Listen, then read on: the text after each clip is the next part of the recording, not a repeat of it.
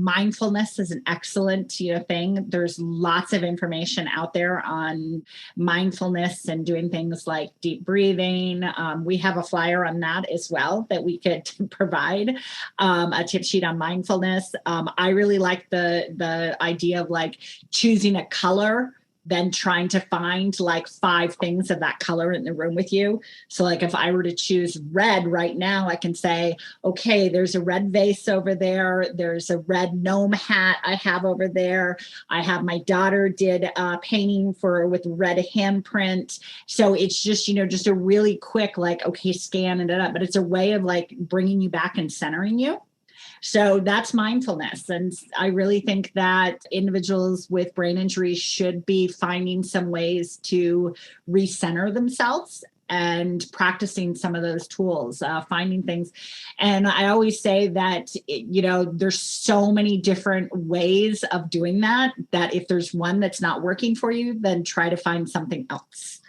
Wouldn't you say, Carly? Because I know you have lots of different breathing techniques and all of that you suggest. Definitely. Yeah, definitely. I think you have to play around and see what works best for you and there's so many apps out there too. I always like to promote Calm. I personally use Calm and I think it's amazing.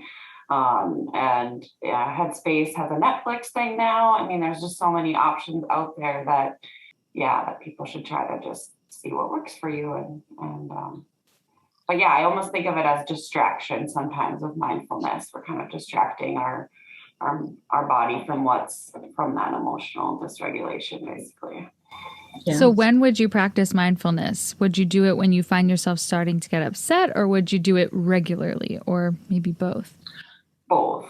I think regular practice is going to help you get away from those times where you get escalated. But if you do get escalated and in those situations, then you can do like what Rebecca just suggested about looking around the room and 5 things or counting backwards. There's all different 4-squared breathing, belly breathing. Breathing, I think, is huge. Breathing really like brings down our blood pressure. There's just a lot of science behind why breathing helps us regulate. So I think, definitely both, and practicing it just on a regular basis, like finding something that you do on a regular basis that just kind of helps work on that regulation, but also finding something that can be in the moment, something quick that you can use. But I think part of that as well is that giving permission to yourself and letting those around your close circle, that this is something you're working on. And these are the ways that you're doing it. So often we try to think that we should be perfect. And, I think that for individuals with brain injuries, so often that goal is to be normal again. Instead, giving that permission of like, nope, it's never going to be the same again. And, I'm just working on repairing here and trying to figure it out. And these are some of the things that I'm doing. Yeah. And I think sometimes it's really important that being, transparent and honest with those around you, because then it allows for you to be like, time out. I need to take a break and I need to step away from this.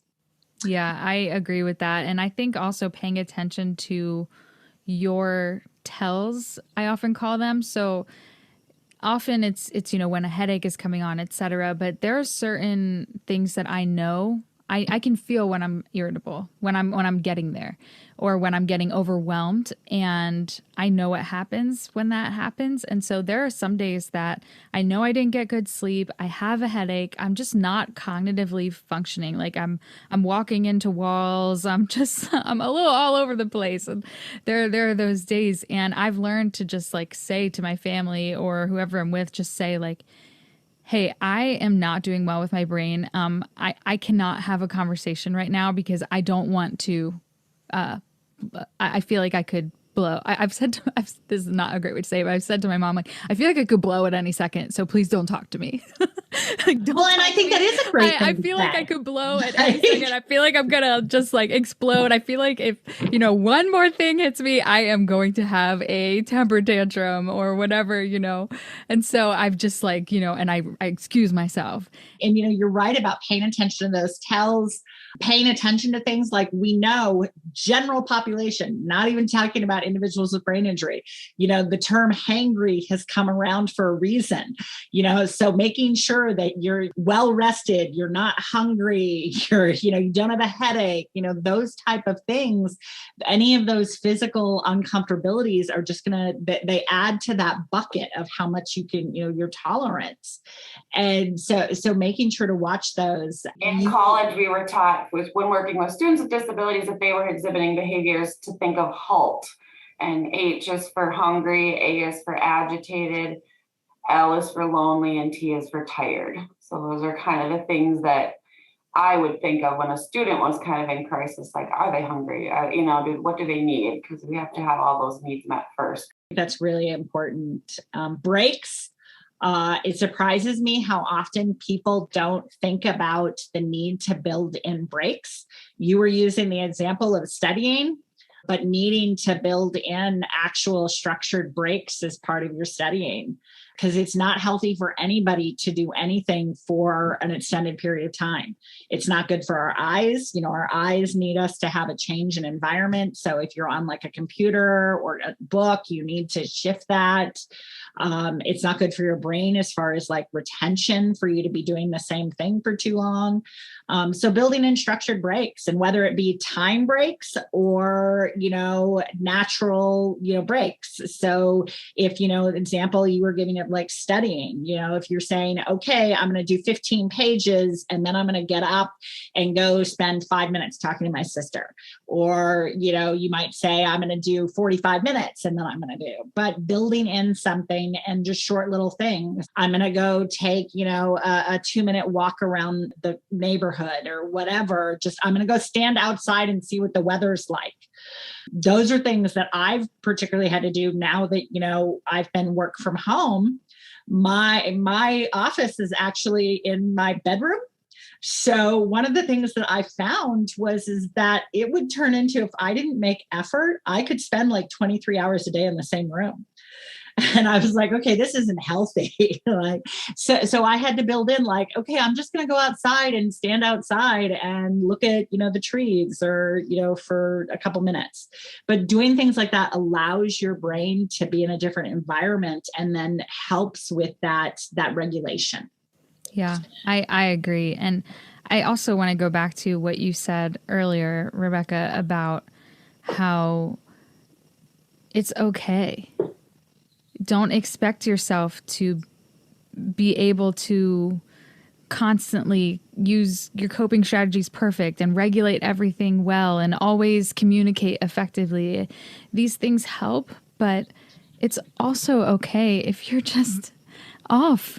If you're having an off day and your emotions are out of control, it's okay.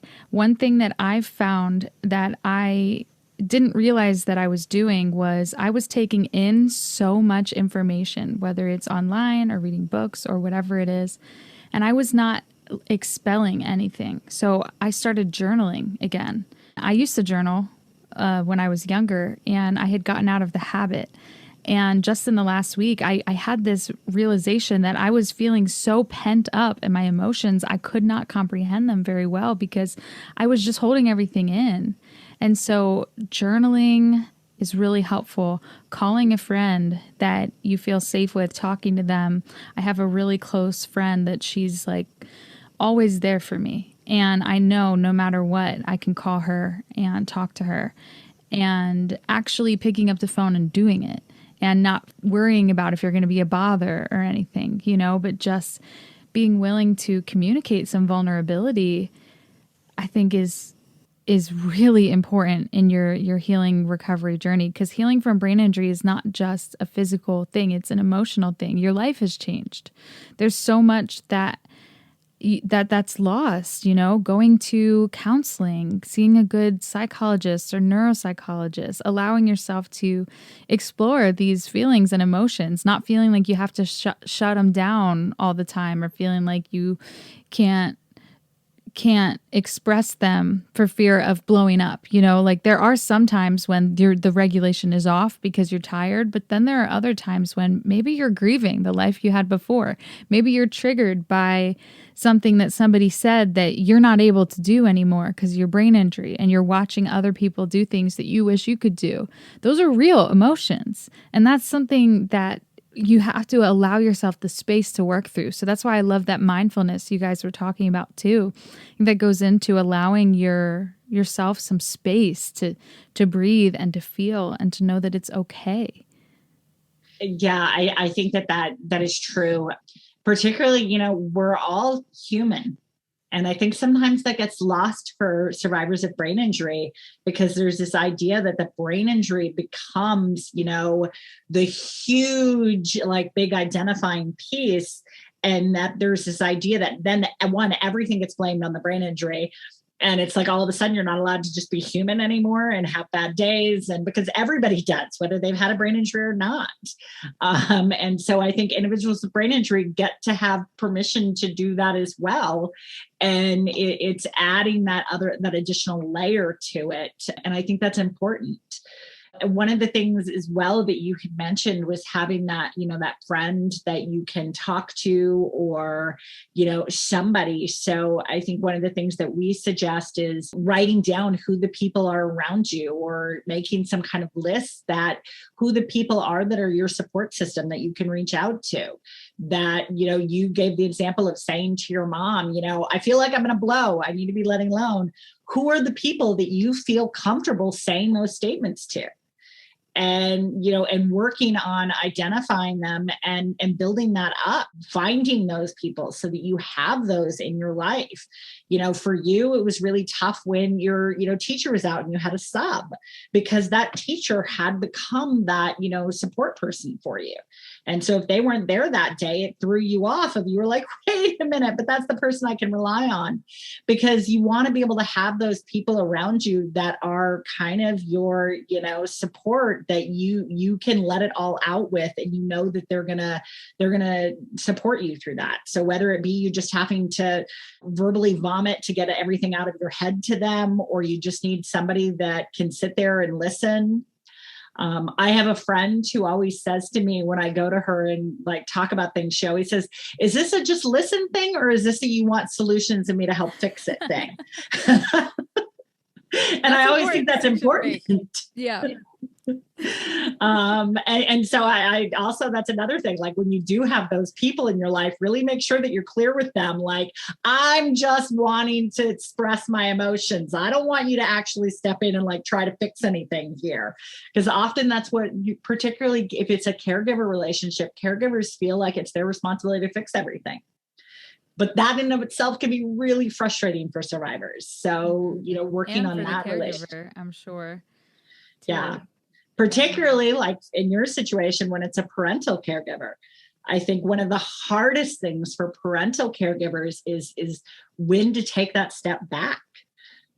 As I have a 21-year-old now, and I will say I thought parenting a small child was difficult, but I will say that parenting like 18 and 21 is really tough, because it's like they're independent. They're their own adults now, but I still feel emotionally responsible. And, so I think that as a parental caregiver, when after a brain injury, when do you take that step back of learning independence, and that, allowing them to make their own mistakes, because we all make mistakes in life, and that's, our right. But sometimes after brain injury, there's such a protective mechanism in place that there's not enough right to risk in mistakes. And, people feel that they have to be perfect in that. Mm-hmm. And we're talking caregivers, but there are survivors who are parents. So, when you're a survivor yourself and you're trying to deal with this emotional regulation, and you're also trying to parent, I've talked to a number of people in my Hope After Head Injury support group that have struggled with that? I think parenting after brain injury. So when a parent has a brain injury, it is one of the kind of most forgotten groups. You know, you have a lot of focus and information on spousal caregivers and then parental caregivers, but there is very little information out there and support for when you yourself as a parent have a brain injury, and support for those children, you know, having those children help to understand, you know, being put into different roles and things like that. But yeah, when you talk about emotional regulation, parenting is really tough without a brain injury. And then you add that brain injury component. Yeah. Yeah, this has been such a great conversation. I want to thank you both again for coming on. Yeah. I feel like overall, kind of the top message here is give yourself grace. Be kind to yourself. Emotions are going to happen and you're not always going to be able to control them, but give yourself grace and space and don't expect perfection from yourself. Just give your brain some love and know that you need most definitely. And I think when you are trying for perfection, it's too hard to see what the little steps are for improvement. But if you give yourself that grace and that idea that it's not going to be perfect, but I'm working on it, then it's easier to see what maybe little steps are for improvement and how to kind of work towards those little goals. You know, yes, you might have still had an emotional outburst, but at least this time you were able to tell people first. And maybe next time you'll be able to tell people first and walk away before it happens. So, you know, you have to find ways of celebrating like those little gains. And in order to do that, you have to, exactly as you said, give yourself that grace. Yeah, well said. Carly, do you have anything else to add? No, I think that's very well said. Yes, that we just have to, we're human. We're not perfect. And yeah, I think we just have to breathe. Just breathe. Just breathe. Yeah. Breathe. Yes. Breathe metaphorically and physically. Yes. Exactly. Yeah. Well, that's great. Thank you both so much for taking the time to come on the podcast today. I want to make sure our listeners know this emotional tip sheet will be available on hopeafterheadinjury.com with the podcast information. And they've graciously offered to allow it for our listeners to download. And I also am going to put information for the North Dakota Brain Injury Network on there too, so people can get in touch with you. But I'm sure if they just Google North Dakota Brain Injury Network, they'll find you. Yes. So that's great. Thank you so much. And Thank you. I'll talk Thank to you you both soon. Thank you. Thank you. Through your darkest night, hope survives.